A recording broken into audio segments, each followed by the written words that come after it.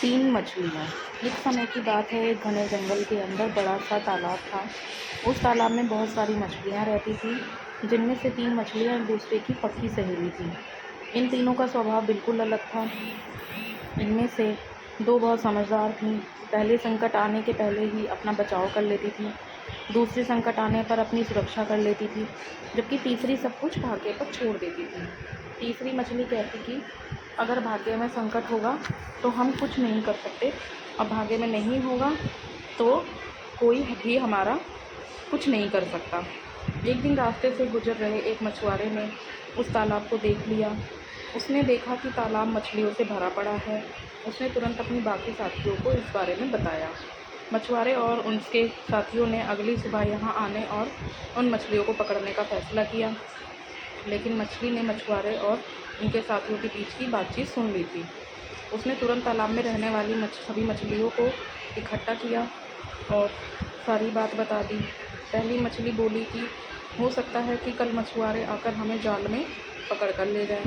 उससे पहले ही हमें यह स्थान छोड़ देना चाहिए। तभी तीसरे नंबर की मछली बोली कि अगर वो कल नहीं आए तो यह हमारा घर है, हम कैसे इसे छोड़ कर जा सकते हैं। अगर भाग्य में लिखा होगा तो हम कहीं भी हों मारे जाएंगे, और नहीं लिखा होगा तो हमें कुछ नहीं होगा। कुछ मछलियों ने तीसरे नंबर की मछली की बात मान ली और वहीं रुक गईं। अन्य दो मछलियाँ तीसरी मछली को समझाने में असमर्थ थीं, इसलिए उन्होंने बाकी मछलियों के साथ तालाब छोड़ दिया। अगले दिन मछुआरे और उसके साथियों ने अपना जाल डाला। जो मछलियाँ रह गई थीं वह सभी पकड़ी गईं।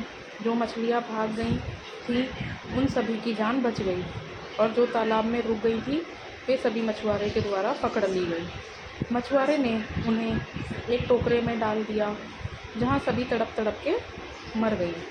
तो दोस्तों, हमें इस कहानी से यही शिक्षा मिलती है कि हमें कभी भी भाग्य के भरोसे नहीं रहना चाहिए। संकट आने के पहले ही उसे दूर करने का उपाय सोचकर रखना चाहिए।